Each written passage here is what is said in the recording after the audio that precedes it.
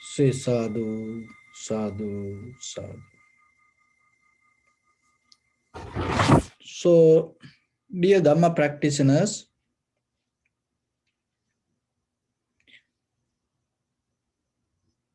the concept of the karma is something important to understand.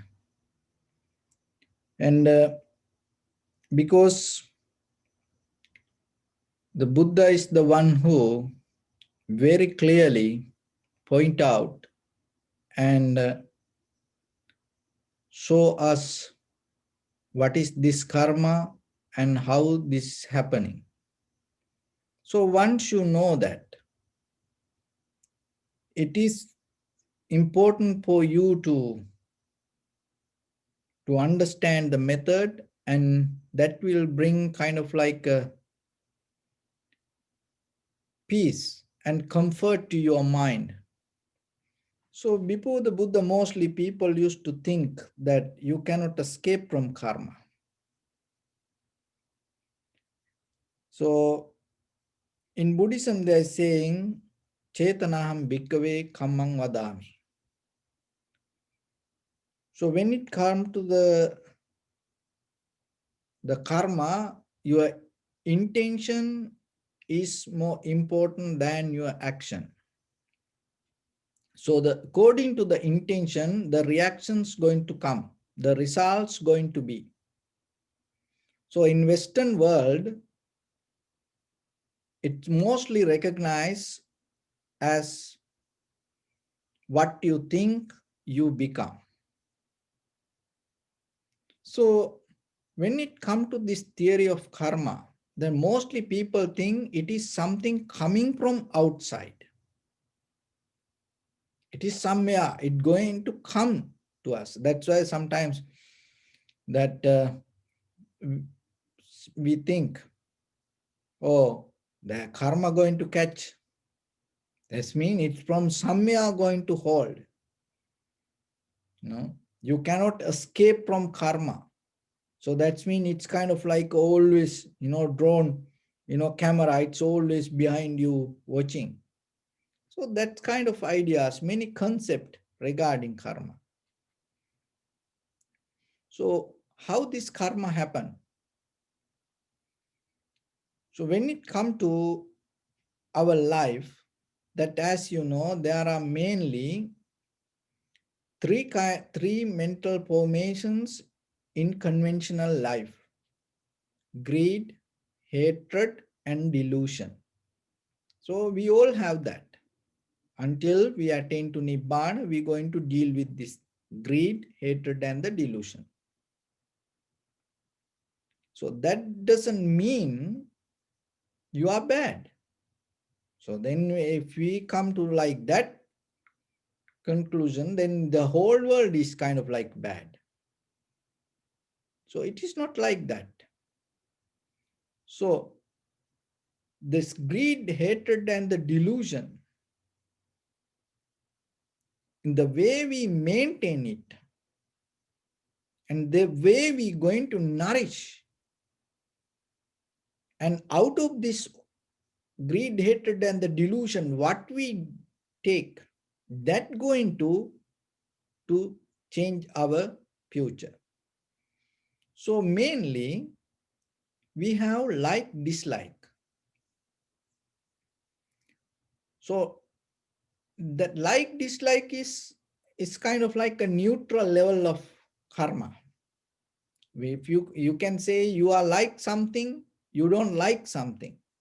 That doesn't mean you gaining any karma. But the thing what happening to us, so what you like, what you dislike, unknowingly, secretly, deeper inside us, it start to grow. Why it grow? This is the important thing. Why it grow? It grow because of the repetition. Because of you keep doing it again and again and again and again. So that is where you have to be very careful. So what you like, If you like it, it's nothing wrong with it. If you don't like something, it's nothing wrong with that. But what you like, if you start to remind it again and again and again and again, what will happen? It is start to grow that the desire to, to take it towards you. And another way, you go towards it with the intention to take it to you. So then itself, it become a struggle. And what you don't like, when you repeat it again and again and again and again, what will happen? The resistance start to become higher. Once the resistance become higher, that also become a struggle. So that is what hurt us.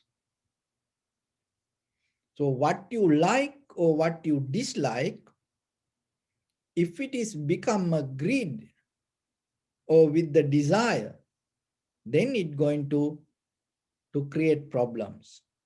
And what you don't like, once it start to become anger, if the resistance become higher, then it's going to become a problem. So that also not going to stop there. And it again and again and again and again develop the intention or the greediness in your mind, and then it become action. So once it become action, that is where that you going to develop your path of journey. And it doesn't matter it's in a good way or bad way.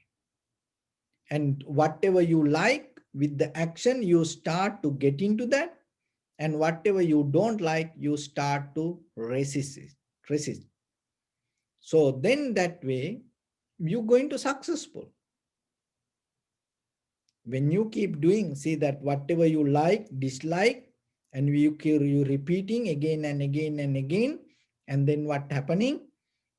It become higher and the current become stronger, and then the greediness or the anger going to arise, and then it become that greediness become more stronger. It called abijja. So that when it come to abijja, that you go even beyond the limit, and even whatever not belong to you, you start to grab from others in that level.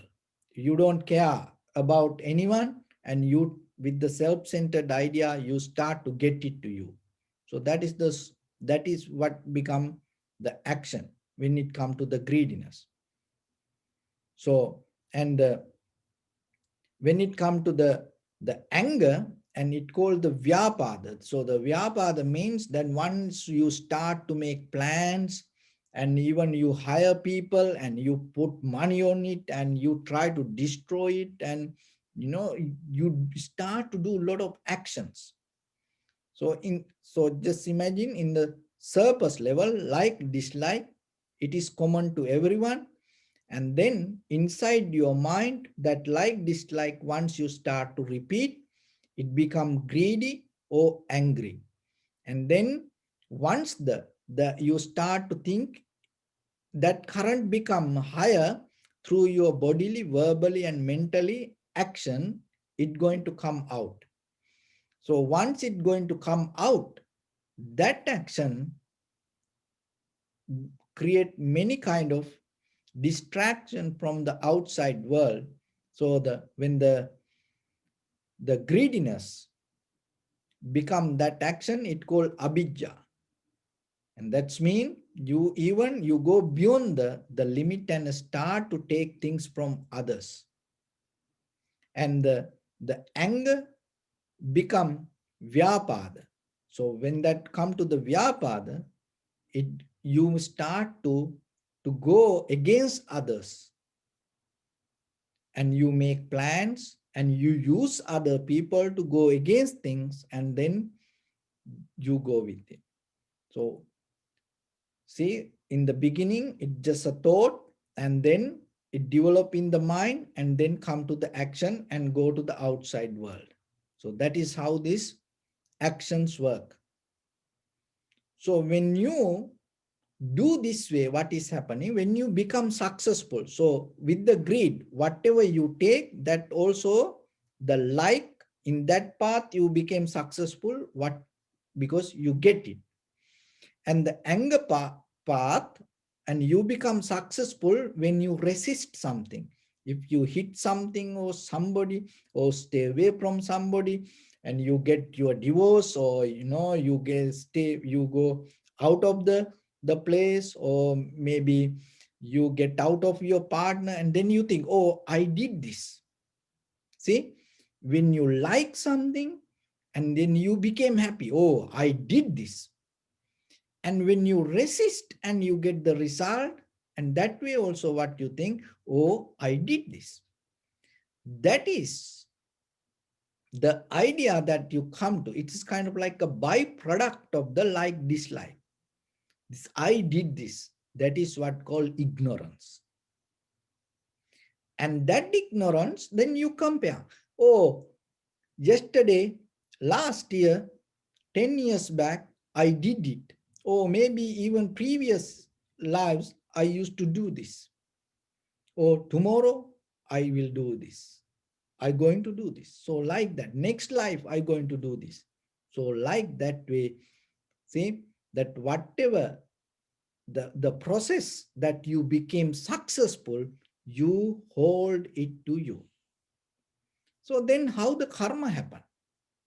So for these both actions, the karma going to happen. Remember, karma not going to happen from outside. Karma happening inside your mind. So when you do something good, as a result of that action, right away, the good thoughts going to be in your mind. That is a karma. So once the thought come to your mind, what you think, you become. So your thoughts kind of like become a magnet, and then it going to to pull the outside current towards you. So that is the power of thoughts. So in case if you do action and then there is no thoughts in you, then there is no karma. That's why it called Chetanaham Bhikkhave Kammang Vadami. You do the action without thoughts, then there is no karma. But we hold it to the thoughts and do with the intention, then the karma going down. But the karma is not something outside, the karma inside. So that inside thoughts start to lead us to the result. And the bad things also the same. So whatever we do bad, in that very moment, what happening? Our thoughts going to get disturbed, unhappy, sad, worry, fear. That itself create the situation to get something towards us. So the beginning point of the karma is condition of your mind. So then in day-to-day life, this is the final point. In day-to-day life, remember, whatever you do, mostly we look the outside result, outside situation. No, it's kind of like a people sometimes, they go to weddings and they go with the gift and the birthday parties, so that's why sometimes they're now in invitations they say don't bring any gift. Why? Because you make the gift, the wrapping beautiful and heavy, big like that, in front of everybody you go and give, and everybody see this, something more valuable. And after the wedding, over that every family gathered and, open. It's something, unvaluable maybe, they cannot use it. Why? Because the gift mean not the wrapping. The gift mean what is deeply inside this.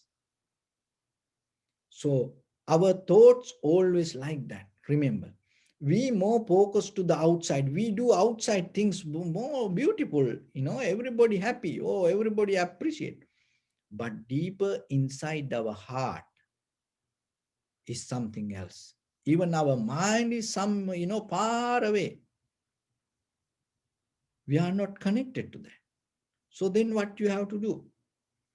Always remember, more than the action, the deeper in your mind what you hold is important. So then when you make a tea, when you cook, when you do something, remember, purify your heart with the clear, because that is for you.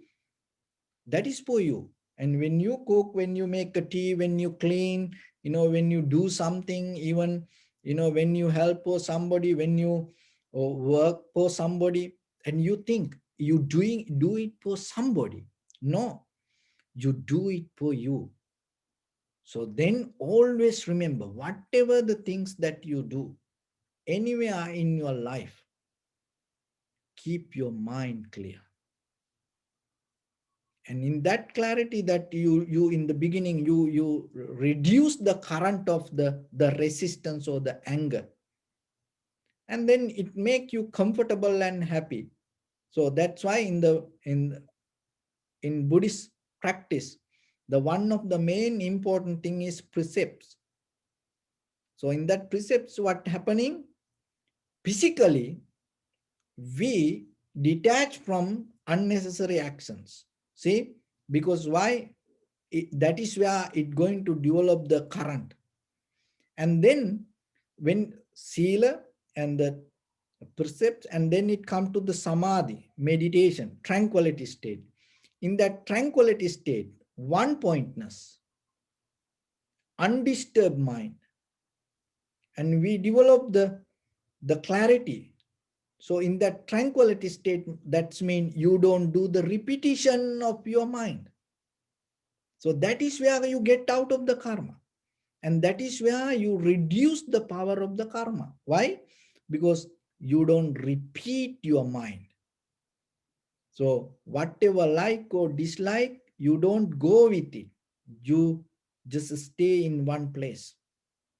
And once it come to that, and you neutralize that all the the whatever the resistance going to build up in your mind as bad, or the desire, that both you neutralize. In that very moment, you have only the like dislike. But that like dislike, with the mental formations or the sanskara or phenomena, if you don't repeat it, what you like or what you don't like, you're not going to have any kind of disturb in your mind, any kind of current or the desire or resistance in your mind. So you keep that tranquility state. In that tranquility state, your awareness is going to become sharper and clear. In that clarity, you recognize even what you see as like, it also changes. When you see in that very moment, whatever you experience in that very moment, when you see the change, that like, dislike also going to go away. So that is what called vipassana. So sila, samadhi, panya. So the panya means wisdom. Wisdom means what? What we experience always change. So samadhi, tranquility state, undisturbed mind or repetition of mind, we reduce and bring it to calm down, one pointness. And the sila means precepts. In day-to-day life, you become disciplined with yourself, with your bodily, verbally, and mentally action. That is what your path to develop your liberation. So in this path, always remember the most important thing is what you carry in your heart. It is your responsibility. So that's why in the beginning, as a step, the first step, reduce the resistance or the dislike. So that's mean don't go with that current. And then after that, so the desire also you have to reduce little by little, little by little. So when the mind become matured, you can naturally you can come to a point, you get out of this both current. So that's why through the meditation we try to develop the method. But in day-to-day life, what you feed to your mind, it always you're going to see it in your life. So that's why whatever you like in your life, so what kind of movies you watch, your life going to become that kind of movie. Whatever the novels you read, your life one day going to become that kind of novel. Whatever the songs you listen, your life going to become one day that kind of song. It's going to happen. Keep doing. So then, as a human being, find a good blueprint to your life and keep your mind clear and have a clarity in that mind. Why? Because you're going to experience in your life. So one time there was a monk, and his student, one of his student, brought him as a gift very valuable, beautiful cup, and every day he drink tea and appreciating and showing to everyone. Oh, and telling, oh, this my, my student brought this cup, and like that. And but in his mind, every day he thought, this break, this break. Every day he knew, in his mind, he meditated looking at that cup, this break. That's the first thought he come to his mind when he see that cup. So then what happened? One day there was a new student came, and by mistake, and he hit the cup and fell down and shattered, and went to pieces. Everybody shocked and thought, oh, today, you know this monk going to be so mad, disappointed. Why? Because he every day used to tell about this cup, appreciate.